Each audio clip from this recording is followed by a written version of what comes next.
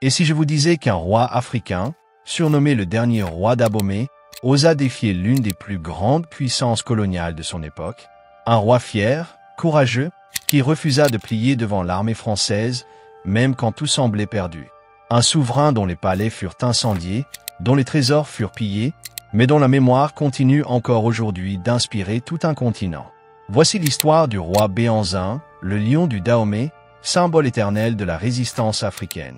Né autour de 1844, Béhanzin, connu plus tard sous le nom de roi Béhanzin, régna sur le puissant royaume du Dahomey, situé dans l'actuel Bénin.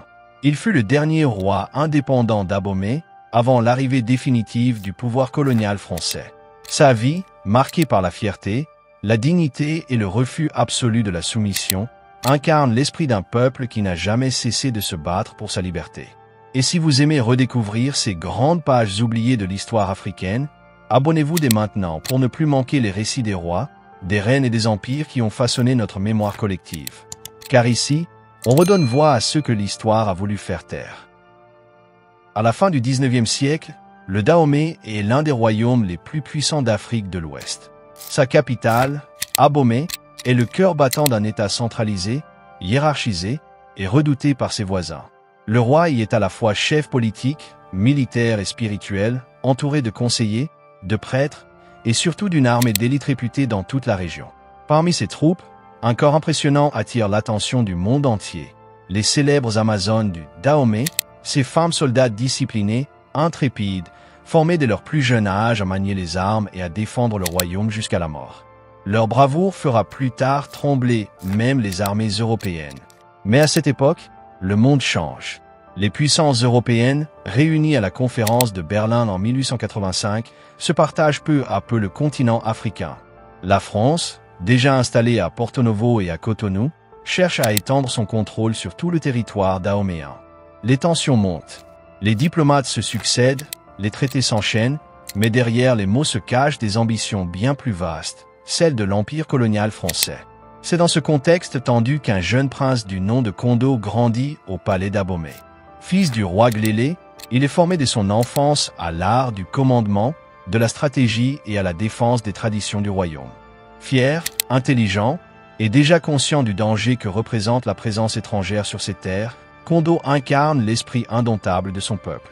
Lorsque son père, le roi Glélé, meurt à la fin de l'année 1889, Kondo lui succède et prend le nom de Béhanzin, un titre qui signifie « l'œuf du monde tient ferme », un symbole de force, de stabilité et de renaissance. Mais en accédant au trône, Béhanzin hérite aussi d'un royaume menacé, encerclé par les ambitions coloniales françaises. Plutôt que de céder, il fait un choix clair et sans équivoque, résister coûte que coûte. À peine monté sur le trône, Béhanzin comprend qu'il ne pourra conserver la souveraineté de son royaume qu'en se préparant à la guerre. Il entame alors une vaste réorganisation militaire. Pendant la saison sèche, il réarme ses troupes, renforce les fortifications d'Abomey et rétablit une discipline de fer au sein de son armée. Le roi ne laisse rien au hasard. Chaque soldat, chaque commandant doit être prêt à défendre la terre des ancêtres.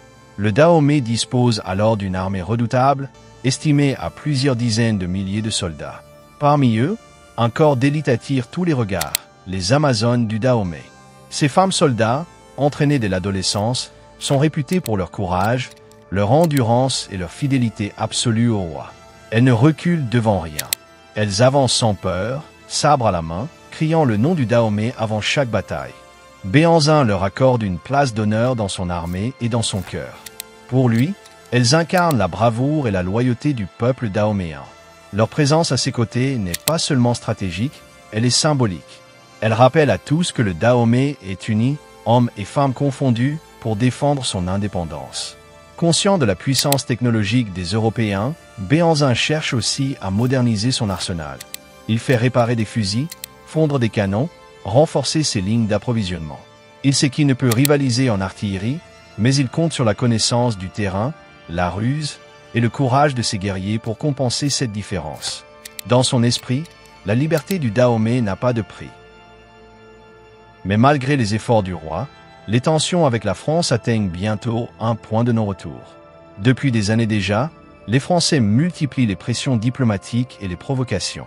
Les comptoirs côtiers, notamment à Cotonou et à Porto Novo, deviennent des zones de friction. Béhanzin accuse la France de violer les accords passés avec son père, le roi Glélé.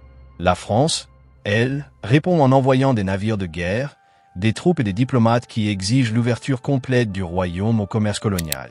Très vite, les incidents se multiplient. Des soldats français sont attaqués, des villages sont incendiés, des otages sont pris. Les deux camps s'observent, se provoquent et se préparent à l'inévitable. En 1892, la tension éclate enfin. La France déclare la guerre aux Dahomey. Une guerre inégale, mais historique. Face à une puissance industrielle et coloniale, Béhanzin choisit de ne pas se soumettre. Il rassemble ses armées, les Amazones prennent les armes, et le royaume tout entier se met en marche. La résistance commence. L'année 1892 marque le début de l'un des conflits les plus marquants de l'histoire du Dahomey. Face à l'armée coloniale française, Béhanzin rassemble ses troupes.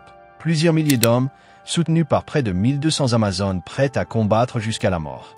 En face, une armée moderne, disciplinée, dotée de canons, de fusils à répétition, et dirigée par le général Alfred Amédée Dode, un officier métis d'origine sénégalaise au service de la France.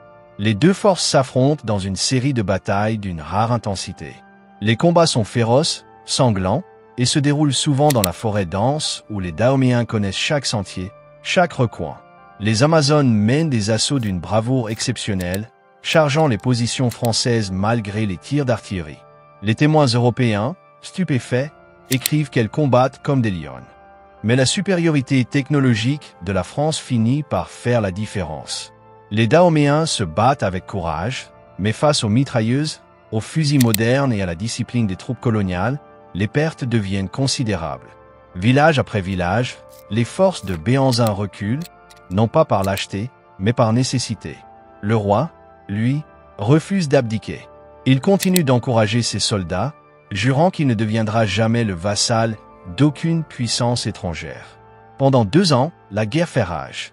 Mais en novembre 1892, la bataille décisive s'annonce. Les troupes françaises marchent sur Abomey, la capitale du royaume. Le destin du Dahomey est sur le point de basculer. Lorsque les troupes françaises atteignent les portes d'Abomey, Béhanzin comprend que la bataille est perdue. Plutôt que de se rendre, il choisit de fuir avec sa cour, emportant les symboles sacrés de la royauté dahoméenne. Derrière lui, les flammes consument les palais. Le roi préfère voir sa capitale brûler plutôt que tomber intacte entre les mains de l'envahisseur. Les soldats français entrent dans Abomey et découvrent un spectacle de désolation. Mais leur mission ne s'arrête pas là. Ils fouillent les palais royaux, s'emparent des trônes, des sceptres, des statues, des portes sculptées et d'innombrables trésors symboliques. Ces objets, véritables témoins de la grandeur du Dahomey, seront envoyés en Europe, dispersés dans des musées et des collections privées. Ce pillage marque la fin d'une époque. Pour la France, c'est une victoire militaire. Mais pour le peuple dahoméen, c'est une blessure ouverte, une déchirure qui résonne encore aujourd'hui. Car ces objets sacrés, longtemps exposés loin de leur terre d'origine, sont devenus le symbole d'une mémoire confisquée, celle d'un royaume qui, malgré sa chute, n'a jamais cessé de vivre dans le cœur de ses descendants. Après des mois de résistance acharnée, les dernières forces de Béhanzin sont épuisées. En 1894, le roi du Dahomey est finalement contraint de se rendre. Mais jusqu'au bout, il refuse d'abdiquer son titre de souverain. Même vaincu, il reste debout, digne, fidèle à sa devise, la liberté ou la mort. Les autorités coloniales décident de l'exiler loin de sa terre natale. Béhanzin est embarqué sur un navire français, direction la Martinique, dans les Antilles. Là-bas, il vivra 12 longues années, coupé de son peuple, de sa famille, de ses terres. Pourtant, même en exil, il reste un roi. On raconte qu'il continuait à s'habiller selon les coutumes dahoméennes, qu'il parlait souvent du trône d'Abomey et qu'il ne perdit jamais sa fierté. En 1906, il est transféré en Algérie, à Blida. C'est là qu'il s'éteint, loin de chez lui, mais entouré de respect et de reconnaissance. Le lion d'Abomey venait de mourir, mais sa légende, elle, venait de naître. Aujourd'hui encore, plus d'un siècle après sa mort, le nom de Béhanzin résonne dans tout le Bénin. Il est considéré comme un héros national, un symbole de courage, de résistance et de dignité face à la domination étrangère. Des rues, des écoles et des monuments portent son nom, rappelant aux générations futures que la liberté n'a jamais été un don, mais un combat. Les objets pillés à Abomey, sceptres, trônes, portes sculptées ont voyagé dans les musées d'Europe pendant des décennies. Mais aujourd'hui, une nouvelle page s'écrit. Plusieurs de ces trésors ont commencé à revenir au Bénin dans le cadre d'une grande campagne de restitution.